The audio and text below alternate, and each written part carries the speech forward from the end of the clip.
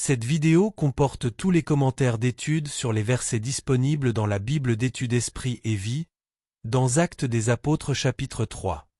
Verset 6. Au nom de Jésus-Christ, marche. La guérison du mendiant boiteux de naissance a été accomplie par la puissance de Christ agissant par l'intermédiaire de ses apôtres. Voici ce que Jésus avait dit à ses disciples à propos de ceux qui croiraient en lui. En mon nom, ils imposeront les mains aux malades, et les malades seront guéris. Marc 16 versets 17 à 18. L'Église a continué le ministère de guérison de Jésus en obéissance à sa volonté. Le miracle décrit ici a été accompli par le moyen de la foi au nom de Jésus-Christ et du don des guérisons, opérant par le moyen de Pierre, voir 1 Corinthiens 12 verset 1 et verset 9. Pierre a déclaré qu'il n'avait ni argent ni or mais qu'il allait donner aux mendiants boiteux une chose qui avait beaucoup plus de valeur. Les églises qui ont un niveau appréciable de prospérité matérielle devraient réfléchir à ces paroles de Pierre. La plupart des églises d'aujourd'hui ne peuvent plus dire « Je n'ai ni argent ni or » et elles ne semblent pas plus en mesure de dire « Au nom de Jésus-Christ de Nazareth, marche ». Verset 19. Repentez-vous et convertissez-vous. Dieu a choisi de bénir ses enfants en déversant sur eux le Saint-Esprit avec la seule condition qu'ils se repentent, c'est-à-dire qu'ils se détournent du péché et des voies injustes de la génération perverse qui les entoure, et qu'ils se convertissent, c'est-à-dire qu'ils se tournent vers Dieu, écoutent tout ce que Christ, le prophète, leur dit, versets 22 à 23, et avancent jour après jour dans une obéissance sincère à Christ. Voir chapitre 2 versets 38 à 41, 5 versets 29 à 32. Verset 19. Des temps de rafraîchissement. Tout au long de l'ère actuelle et jusqu'au retour de Christ, Dieu enverra des temps de rafraîchissement, c'est-à-dire l'effusion du Saint-Esprit, à tous ceux qui se repentent et se convertissent. S'il est vrai que, vers la fin de cette ère, nous connaîtrons des temps difficiles et qu'une grande apostasie spirituelle se manifestera, 2 Thessaloniciens 2 verset 3, 2 Timothée 3 verset 1, Dieu promet encore d'envoyer un réveil et des temps de rafraîchissement sur les chrétiens fidèles.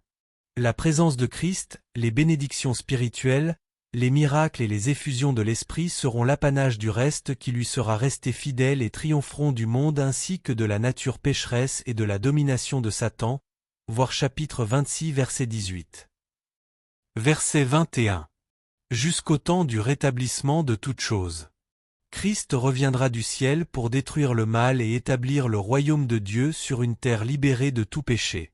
À la fin, tout ce qui, dans l'Ancien Testament, a été prophétisé comme devant être restauré, voir Zacharie chapitre 12 au chapitre 14, Luc 1 verset 32 à 33, le sera. Christ rachètera et renouvellera l'ensemble de la nature, Romains 8 verset 18 à 23, et il régnera en personne sur la terre, voir Apocalypse chapitre 20 et chapitre 21. Remarquez bien que ce ne sont pas les hommes restés sur terre mais Christ et les armées célestes qui assureront le triomphe de Dieu et de son royaume. Apocalypse 19 verset 11 à 20 verset 9. Verset 22. Un prophète. La prédiction que Moïse a faite dans Deutéronome 18 verset 18 à 19, lorsqu'il a dit « Je leur susciterai du milieu de leurs frères un prophète comme toi », concernait Jésus-Christ. En quoi Jésus ressemblait-il à Moïse? Premièrement, Moïse était oint de l'Esprit, Nombre 11 verset 17, l'Esprit du Seigneur était sur Jésus afin qu'il prêche l'Évangile, Luc 4 verset 18 à 19. Deuxièmement, Dieu a utilisé Moïse pour inaugurer l'Ancienne Alliance. Jésus a inauguré la Nouvelle Alliance. Troisièmement, Moïse a fait sortir Israël d'Égypte pour le conduire au Sinaï et il a établi l'alliance entre Israël et Dieu. Christ a racheté son peuple du péché et de l'esclavage de Satan, et il a établi entre Dieu et les chrétiens une relation nouvelle et vivante qui permet à ces derniers d'avoir accès à la présence même de Dieu.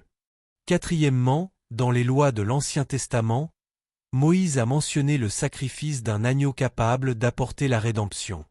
Christ est devenu lui-même l'agneau de Dieu qui sauve tous ceux qui l'acceptent. Cinquièmement, Moïse a fidèlement présenté la loi et l'obligation des enfants de Dieu d'obéir à ses commandements comme des conditions pour pouvoir recevoir la bénédiction de Dieu. Christ s'est présenté lui-même et a présenté le Saint-Esprit comme le moyen prévu par Dieu pour accomplir sa volonté et recevoir sa bénédiction et la vie éternelle. Verset 26. En détournant chacun de vous de ses iniquités. Pierre insiste une fois de plus sur le fait que la foi en Christ et le baptême dans le Saint-Esprit sont conditionnés par l'éloignement du péché et la séparation d'avec le mal, voir chapitre 2 verset 38 et verset 40, note 3 verset 19, note 8 verset 21, note. Dans le message apostolique originel, aucune bénédiction n'était promise sans sainteté.